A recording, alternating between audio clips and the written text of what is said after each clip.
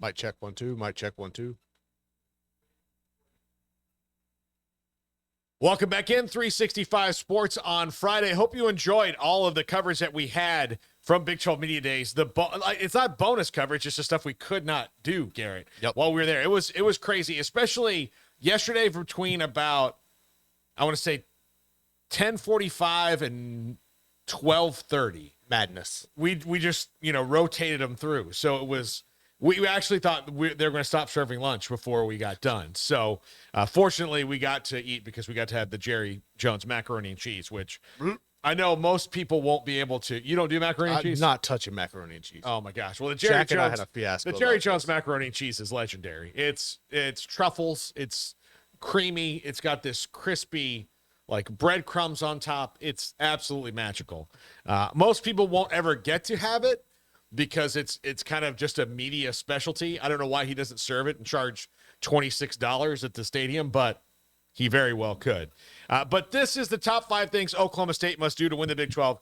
We were going to stop these, remember? And then Smokey kind of called me out. I skipped over Baylor and to Oklahoma State because of the nature of you and I being right here right now. Right. I wanted to have the two of them here for the Baylor one. So we'll do Baylor on Monday, but Oklahoma State today, and I will not be called out. Although these are going to get harder and harder to do as you get deeper down the line. Yeah. What does Houston have to do to win the Big 12? I mean, sacrifice a virgin in a volcano? I don't know. It's up there. It's a possibility. I mean, they've got depth issues that I just can't fix by a top 5. But top 5 things Oklahoma State must do to win the Big 12. Number 5. Sneak up on people early. Right now, you're laying in the weeds. Eventually, they won't be laying in the weeds, and people will take them seriously. But early on in that schedule, Garrett, they've got to be able to play that to their advantage and sneak up early on people so that people are not ready for what they've got going. And then by the middle of the season, if they're rolling along, people go, oh, well, there's Gundy again doing his thing, laying in the weeds, didn't care about, transfer portal and all this stuff. I mean, he used it, but didn't make a big fuss, didn't complain about losing his quarterback. When he got Alan Bowman, and it's working out for them, but they're going to have to sneak up on some folks. No, I mean, I think that's a really valid point, honestly. And honestly, for Bowman coming over, I think not having the film on him, just kind of letting him catch people by surprise, because, I mean, he's been out of the league, for 2 years at Michigan now. So, I mean, he only put so much on tape. But also with all the people you lost in the transfer portal, I think people don't know schematically how to adjust or prepare for you. So you're right.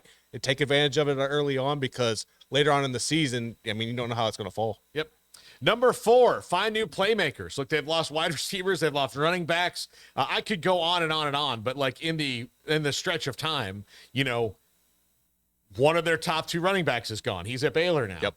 Donovan Richardson. Then you've got John Paul Richardson is at TCU now. Like, you've got all of these things, and we'll hold off on the quarterback until another number here. But bottom line is you have to replace some playmakers on offense. Never really been a problem for Gundy, though. No. At that. So I don't think that's going to be a huge deal, but they did lose a lot.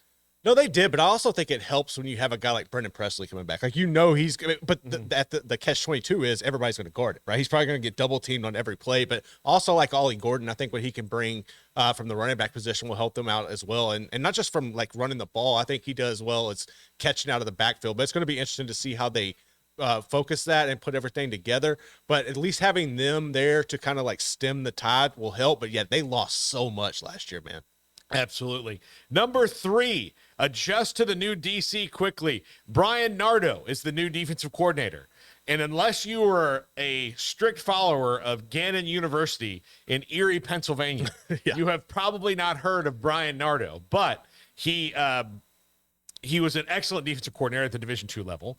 And I don't know why more coaches don't do this and more schools don't do this with elite coaches from that level. Kalen DeBoer was, Fresno State hired him. He had to do that thing. Chris Kleiman told us the other day that he skipped that step going from FCS to the Power 5. But look, if you've got a really good Division II FCS coordinator, ball's ball. Like, if you have a good scheme and it's not like something crazy that you might actually like. Sometimes those numbers can be deceiving at the Division II level because you might have like a linebacker who just no one can block. And right.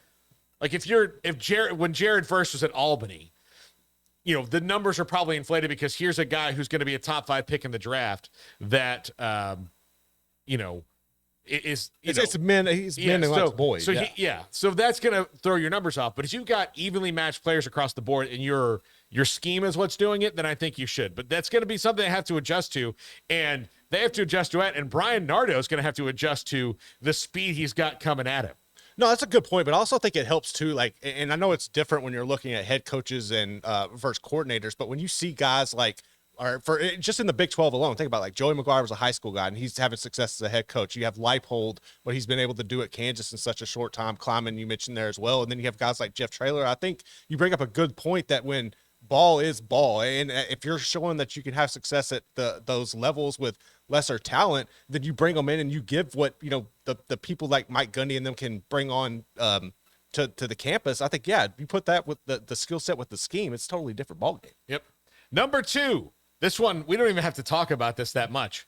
Don't get ravaged by injuries. Yes, because last year, he didn't need to recruit another quarterback or defensive tackle. He needed to recruit doctors, surgeons. EMTs, physical therapists. They were maybe the medical, there's a hospital in Stillwater, Oklahoma that if they don't have the injuries this year that they did last year, it's going to go, where's our budget shortfall? Exactly. Because there were so many that they had in a 2-week period too. Usually it's attrition over the season. We lost this guy week 2. We lost this guy week 4. We lost 3 guys in week 5. Between weeks 6 and 8, they lost 30 players that just couldn't play for longer stretches during the season. I wonder how, I know this sounds weird, but do you think, how much of that is strength and conditioning, just not being prepared? Because that just seems like an odd ration. But that's never been a problem for them. Oklahoma State's been generally consistent. I just think it's such a weird outlier. Yeah. That you just had this happen, and the crazy thing too is it was stars. I know but it was just you lost all your stars, and then the role players stepping up were just getting decimated as well. He mentioned, I think in the Kansas State game on the kickoff team, they had, of the 11 guys who were going to run out there, 9 of them had never actually run down a kickoff in a game before. That's ridiculous. They'd only done it in practice, so they cannot have that. And number 1, the most important thing they have to do is replace Spencer Sanders. Spencer Sanders, for better or for worse, is the quarterback who got them to the Big 12 championship game 2 seasons ago. And when he is going, he's going. They do not have him anymore. They're going to have to deal with Alan Bowman and then a lot of inexperience behind Alan Bowman. And it's not like Alan Bowman's been taking a ton of snaps at Michigan the last couple of years. He has experience, but it's not particularly recent that he has. So they're going to have to replace Spencer Sanders. It's going to be tough, and that's the biggest thing I think that will keep them from, jumping out of those weeds. They may shock some people, and they may be better than we all expect, but I do think that not having Spencer Sanders, an recently experienced quarterback running that offense, is going to be a problem. No, it really is too, and it's almost like Gundy's going to have to I wouldn't say reinvent the wheel as far as offense, but he's going to have to go back to when you had the guys because the quarterback has changed, right? The position there has changed with what they've done with Mason Rudolph and them, that they were just pocket present guys, and that's kind of what you got with Alan Bowman. So I think if he can not turn the ball over the way Spencer Sanders struggled to, that could help. But at the same time, you don't have the ability of his legs to carry you the way Spencer Sanders did. So it's kind of going back to what you used to do in a sense for Mike Gundy. Yeah, absolutely. All right, that's going to do it for us. Thanks for watching. Thanks for listening. I hope you've downloaded the new app from the Sikkim 365 app. You can get it right now on iOS only. Hopefully Google Play will be coming eventually, but right now iOS only for the 365 Sports app. Thanks to everybody who was a part of the show today. Too many to list because we had so much stuff from Big 12 Media Days. Thanks for watching, everybody. Have a great weekend. We're all back together on Monday.